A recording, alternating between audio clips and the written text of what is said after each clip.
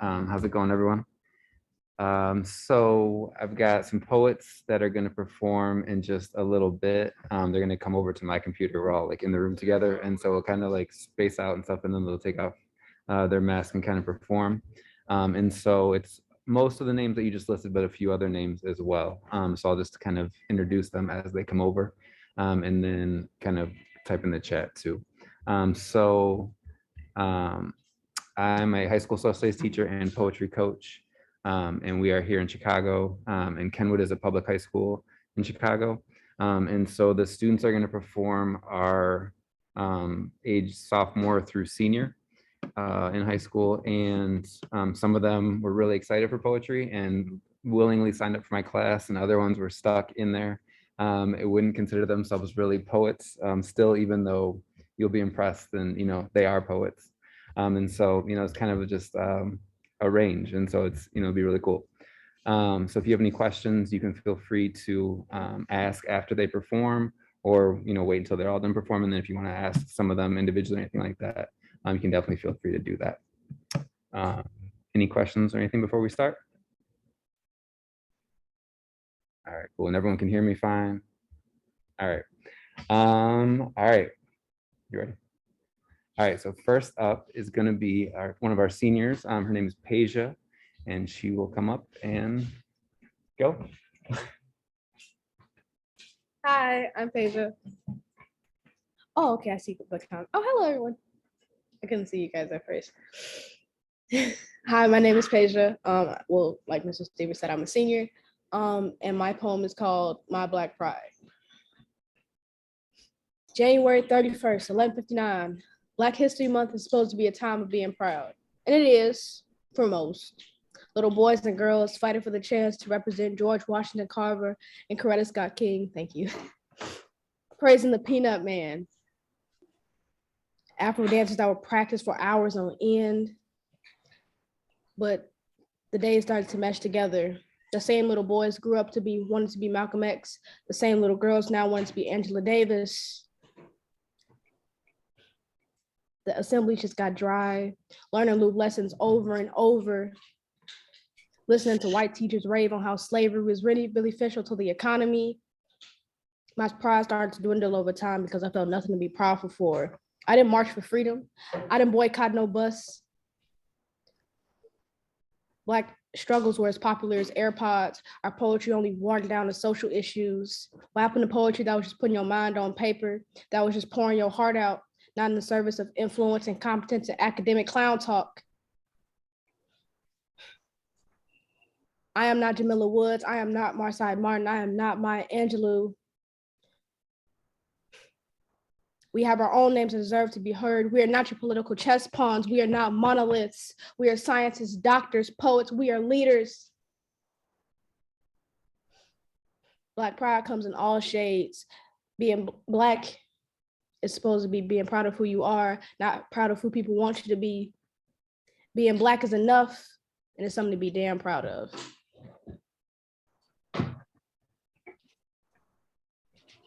Thank you. Oh, thank you. All right, and maybe we'll just, I guess, kind of wait until the end, and if you have questions, you can specifically like ask poets, or I don't know how the timing works for everything too, but definitely I will show them the chat and go from there. All right, next up is Jada, who's also a senior, right, and taking this poetry class, and she's going to perform her piece next.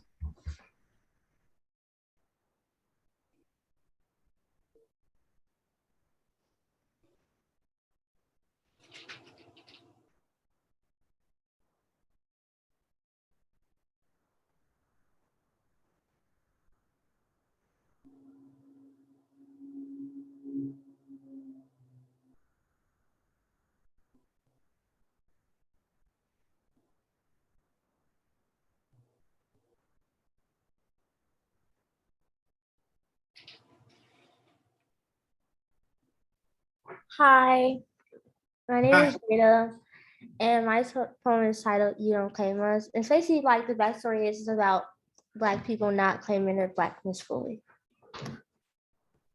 You belittle us. You try to make us feel inferior so you can feel superior when you look just like us. Same skin color, just different tones, but you changed your tone. You talk like a white girl, people will say. Change the tone of your voice so you won't sound ghetto or ratchet. I have to sound professional, you would say. I bet you never knew what it was like to be fully black. Bet you never wanted because you never had to ask. Bet you had a summer house. Bet you played golf. Bet you played tennis. Bet you got a credit card by the time you were 5. Bet you played with bills as toys. Bet you chewed them up for dinner. Bet you spit your black out like tobacco. Millions of others do the same. You guys flock together, a pack of chickens, feel as if they need the approval of the white man or woman, change everything about themselves, changing their outfits, changing their attitude, changing their appearance. Marches through your joint created the permanent wave machine you felt as if you needed to change your hair so it would look more manageable. It wouldn't look nappy walking into an interview. I don't want the life of my ancestors, you would say. When your ancestors went to school for years to learn and to know the answers too, in the end, they discovered they were black and poor and small and different, and nobody cared, and nobody wondered, and nobody understood. Try to forget the history and the misery your ancestors went through to get you to where you are today. To see you claim your beautiful blackness fully, but you don't care, and you don't claim us. Thank you. Everyone go off mute and give a little clap. Woo! Kenwood! Kenwood! Okay! Oh, That's amazing. All right, cool. They can hear you guys, and they are definitely smiling and appreciating that. And We like I said, love you, Kenwood students. Hear that for the Kenwood? and I can definitely have them come back on too. Okay, so next up is going to be Aiyana, who's on her way over here, and I will unmute it or put on mute, and then she'll unmute it when she's ready.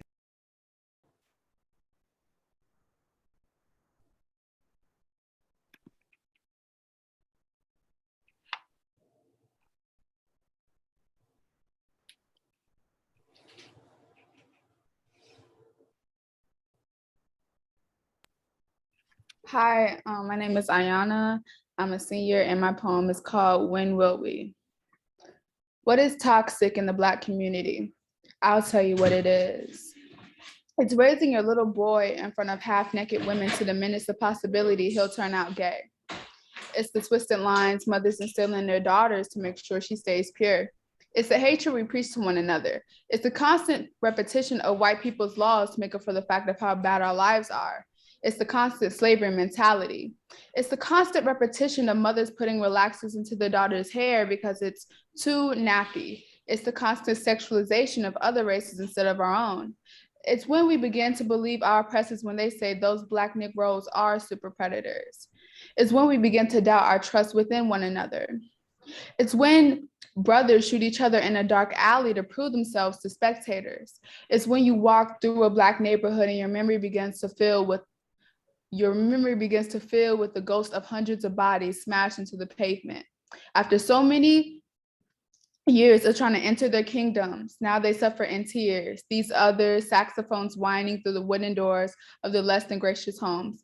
When will we begin to open our eyes to see that we are trying our best not to be the savages white people make us out to be? Blackness is a title, it's a preoccupation, it's a commitment Blacks are to comprehend in which you are to perceive your glory. When will we stop painting the picture of what a Black person should be by the theory, the lighter you are, the better? When will we stop putting our children down because of how dark they are? When will we stop feeding for the revenge that supposedly makes up for the clashes of twisted leather buried beneath our very skin? When did we lose power in the community? When will we heal? Thank you. Yeah. Whoa, poet. Amazing. All right, let me type the names of the poets who have gone so far. So when we get to questions, I've got 2 more that are gonna go. We did Peja, Jada, Aiyana. And then our next 2 are gonna be Jamar and Fernami. All right, Okay, and then we definitely can share those poems with him too. All right, so next up is Jamar, and he is a sophomore.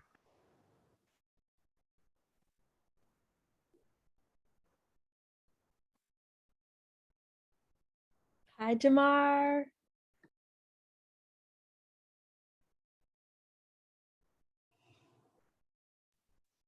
Hi, I'm Jamar. I'm a sophomore, and this poem is titled Legacy.